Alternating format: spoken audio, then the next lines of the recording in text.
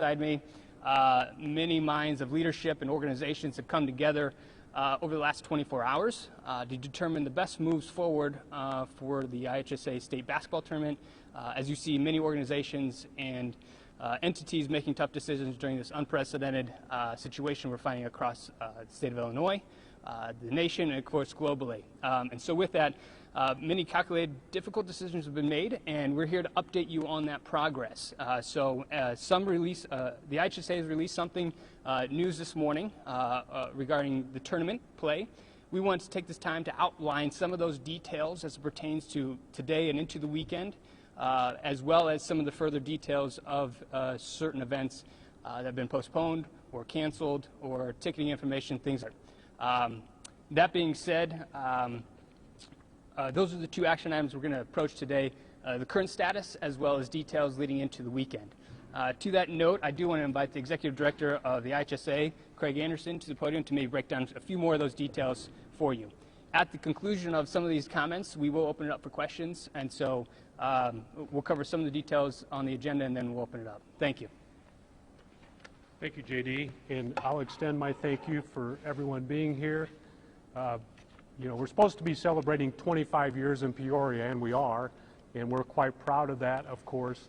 The folks behind us, as JD mentioned, have been extremely supportive of us, IHSA, throughout the years, but in addition to this challenging year that we're faced with this year with the pandemic and what we're working with now.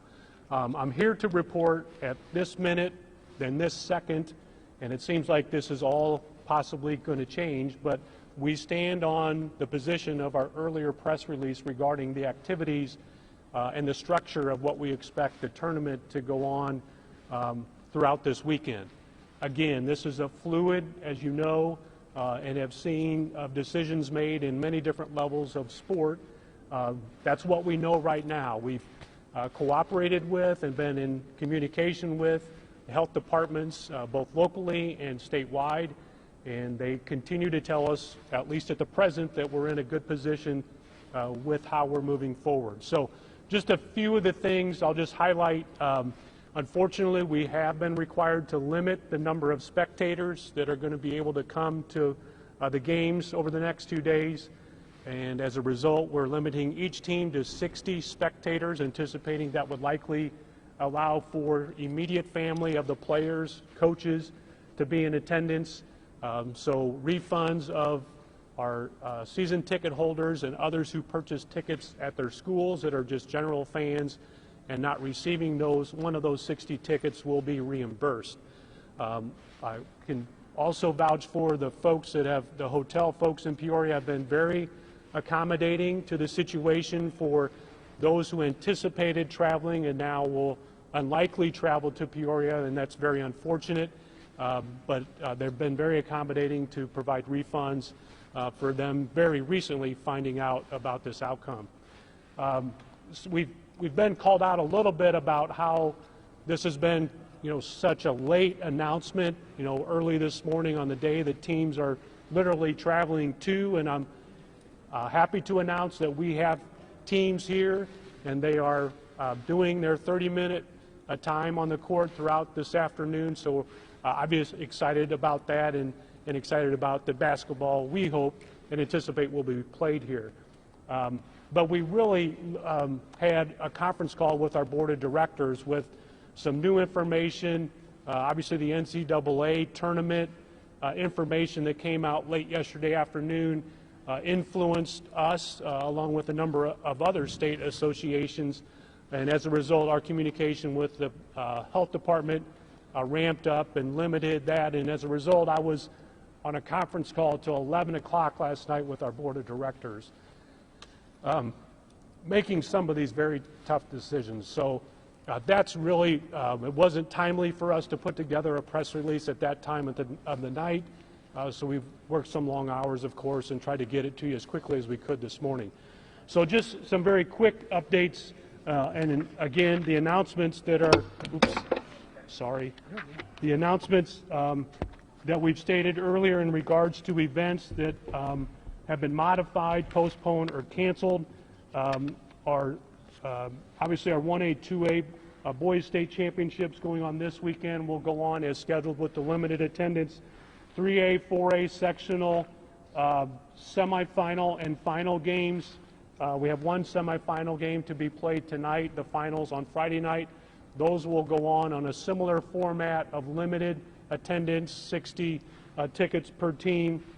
Scholastic Bowl sectionals on March 14th will be limited to those that are participating and their coaches and administrator only. No families and no extra fans available for that. The super sectional scheduled for March 17th, barring any additional changes that could come about, will be played with limited attendance. Scholastic Bowl State Finals on March 20th, much like the sectionals, will be competed with only those participants and coaches. Debate State Finals, March 20th and 21st, will be conducted only with participants and coaches.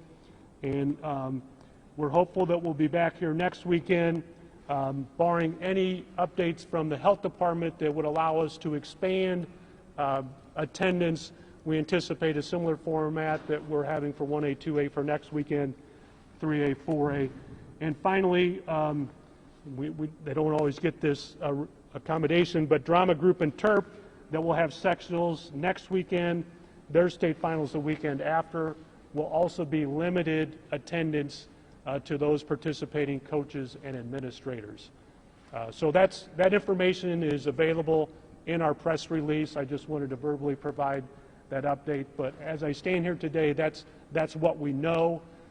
Again, these decisions are very fluid, and as that changes, we will make sure we try to notify you as quickly as possible. We are in constant communication with the health department. Representatives are here today, and they've been very helpful in a lot of this decision making. So with that, I'll turn it back over to JD. Thank you again. I just want to, as much as Craig has mentioned, this continues to be a fluid situation. We recognize that not just day by day, but hour by hour, decisions have to be made depending on the information that is coming in at the national, state, and local levels. So we will be staying tuned to some of the updates and the recommendation from the experts in these health organizations as well, and working with doing the due diligence with our expertise here on the ground at the city, county, and local levels to make the best determination moving forward. It will stay fluid. As we've seen over the last 24 hours, things have changed and decisions have been made, so keep that in mind. That being said, it's understood. Safety of our residents and those visiting and our residents here is our top priority. And as much as we're looking to celebrate the 25 years and celebrate basketball and continue the storied tradition of the March Madness tournament, we do keep that at the highest regard of the safety of those visiting, playing, and living here in our communities. To that, I do want to announce some of our experts here around us today. Aside from myself, we have the General Manager of the Peoria Civic Center, Rick Edgar, along with his Board Chairman, Matt Bartolo. Of the IHSA, you saw Craig Anderson, and Kurt Gibson is around as well, working diligently with the teams that are here. From the City of Peoria, today with us we have Councilman Sid Ruckriegel. From the County Health Department, we have Dr. Greg Stoner, Medical Director, as well as Dr. Leslie McKnight with us here as well.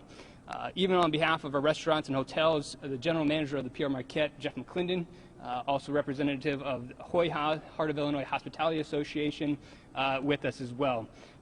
We have covered some of the topics we have here today, but with the experts we have around us, we are opening up for questions if there is anything further you'd like to ask. You want to talk about the ticketing? Sure. Yeah. With that, we bring General Manager Rick Edgar up to talk a little bit more to the details of the ticketing aspect as we move forward with the announcement so far. So in regards to the ticketing that was out previously for the tournament, those tickets are being refunded automatically if you purchased on Ticketmaster or with a credit card. If you purchase with cash, you need to go to the place where you purchased the tickets to get refunded. Those tickets are null and void for this weekend. We now have new tickets that are being issued directly to the schools, so there will be no tickets available at the box office, so you can't come to the event and buy tickets. And that's just to fall in line with what our guidelines are to keep it a safe event this weekend. So, there you go.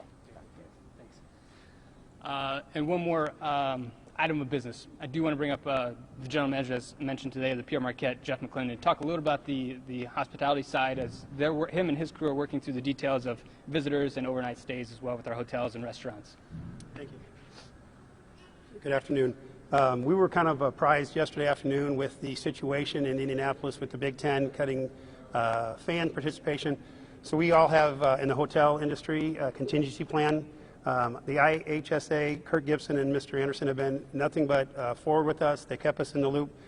We had conversations with them as late as 11:30 last night, apprising us of banquets, of experiences, things of that nature, and where we stand with that. So thank you for taking the residents of Central Illinois at heart. This is a very fluid situation. Contingency plans have always been made for events like this. We hardly ever have to act on them, but certainly the hotel community in Central Illinois will be acting on those. And lastly, a little humor in the action today, but the hotel has been through a lot in the last couple of years, and we've always had a mantra. So today's mantra when we were coming in with the employees is, we're making history. Now, it's not good history, but we are making history. Thank you. Also to note, we will open up for questions here in just a second. The March Madness experience has been closed for this weekend as it stands now. Just a note, that was mentioned, I believe, in the press release from the IHSA.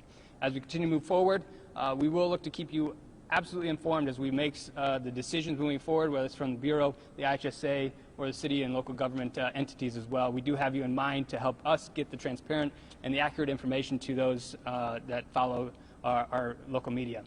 To that, I will open it up for questions for anybody up here that may be able to answer any more clarity, provide any more clarity. Yeah, JD, Tim. So this was going to be an estimated, 56,000 visitors over the next 2 weekends and about $7 million worth of economic impact. I mean, what kind of impact is that going to have not having that now? Absolutely. I think it's clearly put in the forefront the economic impact that our groups, our events, our entertainment bring to our local communities of all sizes. From the destination management side, our industry is diligently trying to stay ahead of what to do as we advance forward, whether it means meetings, conferences, visitors of all kinds, whether that's planned or leisure.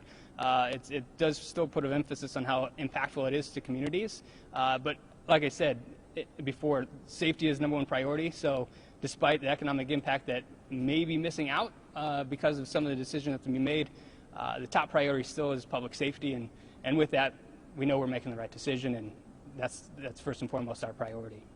Yeah. We've seen 5 Palmer conferences now cancel their tournaments totally. What's keeping IHSA from following that? What specifically kept you from going that far in this decision? Sure. Yeah.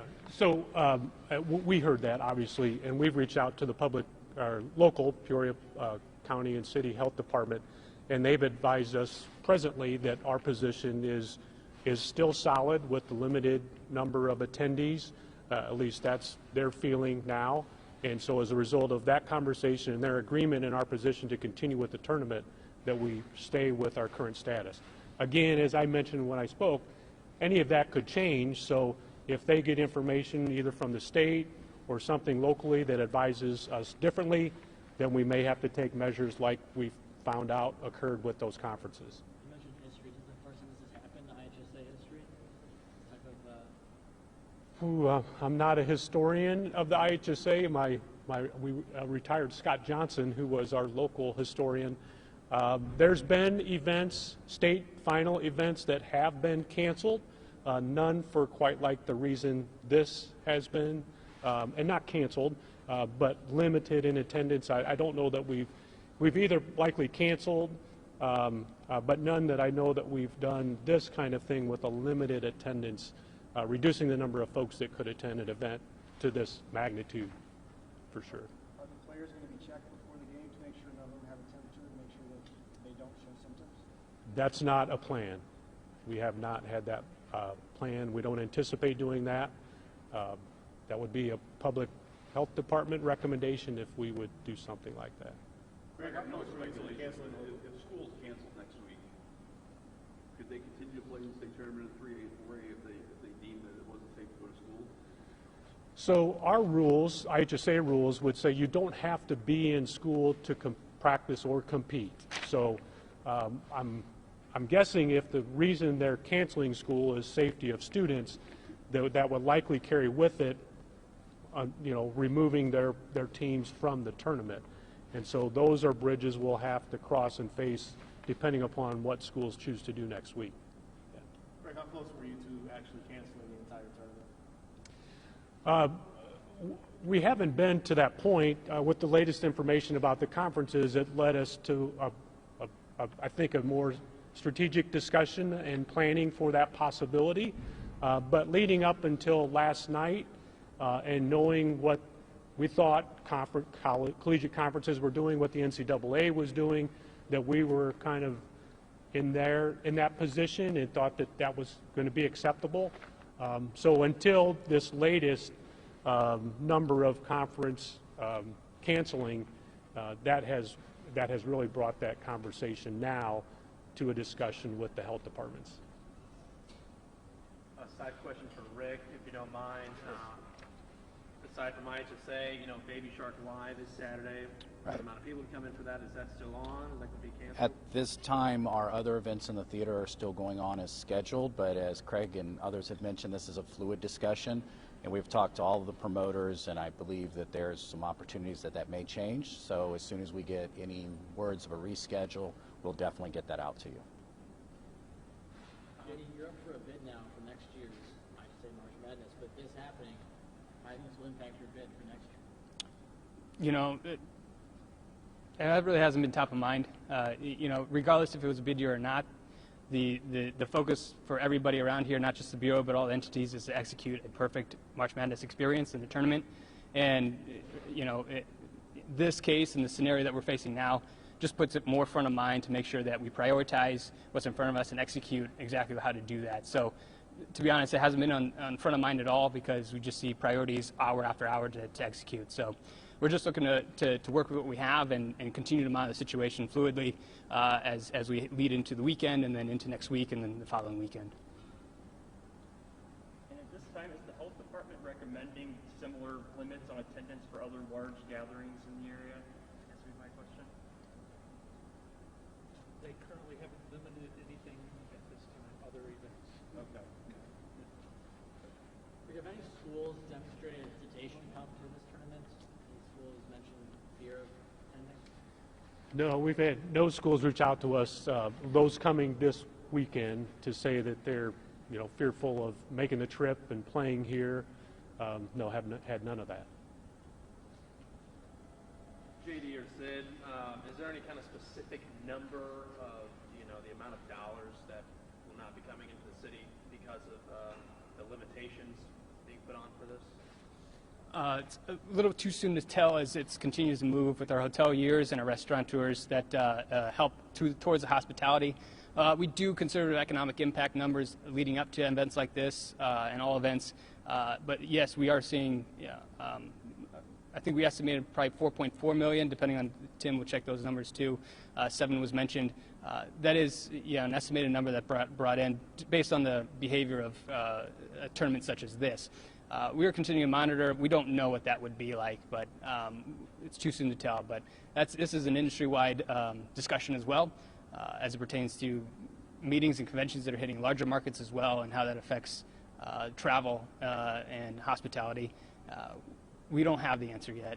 From an industry standpoint yet, and here locally, we have to come back and review what that might look like. This is a question for Rick or Jeff. Are there going to be any extra sanitation measures in place? I mean, more cleaning, hand sanitizer distributed more frequently, anything like that? What you just announced is what we're doing. We increased the amount of hand sanitizers. We've also put additional signage throughout the venue, reminding folks to get good sanitation. Again, we're basically following the directives of the health organizations, whether it be national or local, and as they give us recommendations, we've been completely compliant. So as the information comes in and changes, we will react accordingly. Craig, could you just remind everyone how the 60 people per team are chosen? Per team? Yeah, so just a little bit about that. The recommendation that we heard was that we'd like to keep numbers in attendance of 250 or below. And so it seemed fair, and they agreed that minus coaches, players, and maybe one athletic trainer, those that coming beyond that, we would limit to 60 per team, So when we have 4 teams in a session, that would keep us around that 250 mark, recognizing that we have some bench people and ushers and those kind of people. But it was a number that they were comfortable with. The local decision about who gets those 60 tickets, we're leaving up to our member schools. When we meet with the coaches and administrators tonight, they're going to get a packet of 60 tickets. We've let them know that's coming, and we would anticipate prepared for them to make a list of names that they have identified so people know that they'll have a ticket when they arrive. But that's totally been left up to the schools to decide who's going to receive those tickets. Just how emotionally hard has this been? This is kind of a marquee event. The fans are a big part of it. How tough has it been to limit the fans, and how tough has it been to decide whether to move on? Yeah, I've shared a number of times with the folks that we've met with since I arrived here this morning that this is extremely tough.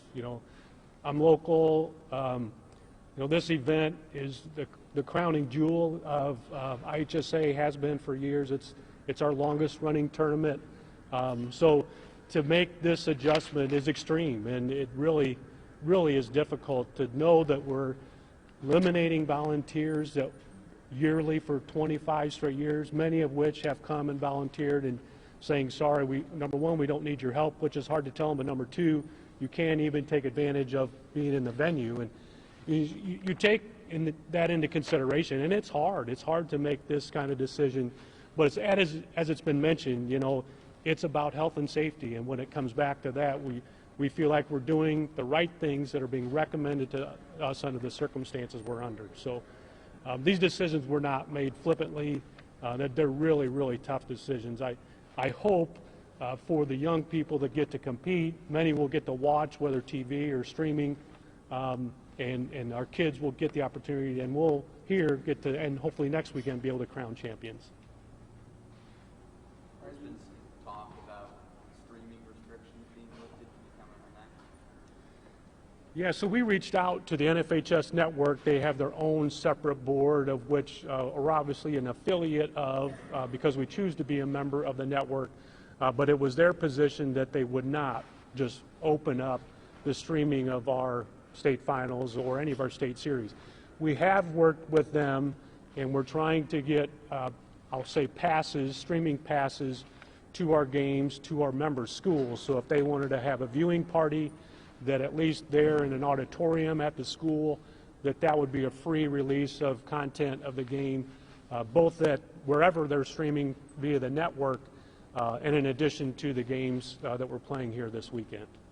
How do they go about getting that? Our schools? Yeah, schools will just receive an email from our office, and we'll just direct it to them. This is a login that you can use to gain access and to view it.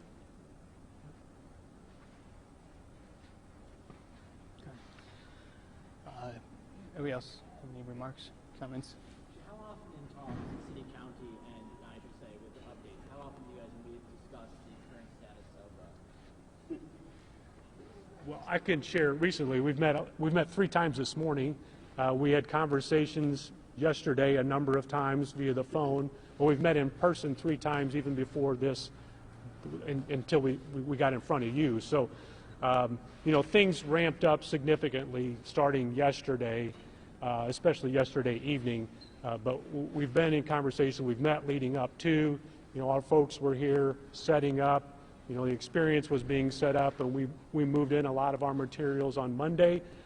So conversations have been ongoing, and I really can't say enough about how supportive. I got a call from Mayor Ardis this morning, giving me his cell phone number, telling me call with whatever I need. So the city, CVB, Peoria Civic Center, they've all been extremely helpful. Could someone from the city, county health department speak on, are we prepared with tests, and have any tests been given out to any patients?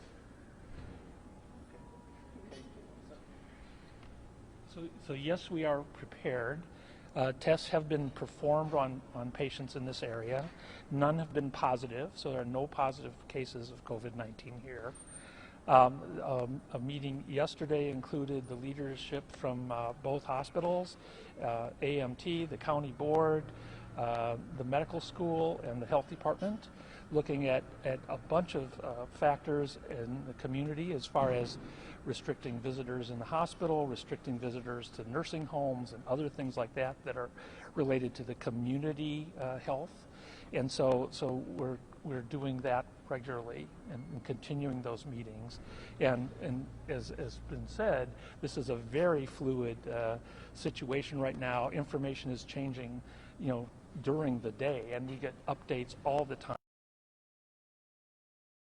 CDC recommends kind of 3 categories of risk mitigation, and we're in the preparedness stage, but we're kind of doing even more than that at this time.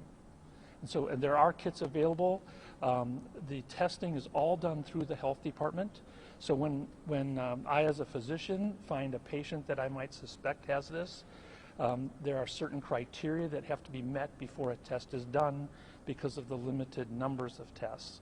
But then if they become a person under investigation because they've met those criteria, then that test is performed through the health department at one of 3 sites, either Chicago, Springfield, or Carbondale. Okay. Do we have any number about how many tests have been given out offhand? I do, but I probably shouldn't share that one. So, Can you say if the number of tests available are adequate for the demand for them? As far as I know, we have adequate test kits here. So, yes. So no further questions. Just want to reiterate again your thanks and your patience. We promise to be transparent and informational as we get confirmed decisions from entities and the leaders around here to make calculated decisions. Again, top priority is the health and safety of our residents as well as visitors to the area. I want to thank those around me here today for being here, as well as their diligent work yesterday, overnight, this morning, and onto the coming days as well. If you have any other questions, feel free to reach out to, I know, the Convention Visitors Bureau. The IHSA has been very, very helpful in providing information. And with that, again, just say thank you for being here today. And we look forward to some championship basketball played in the coming days. Thank you.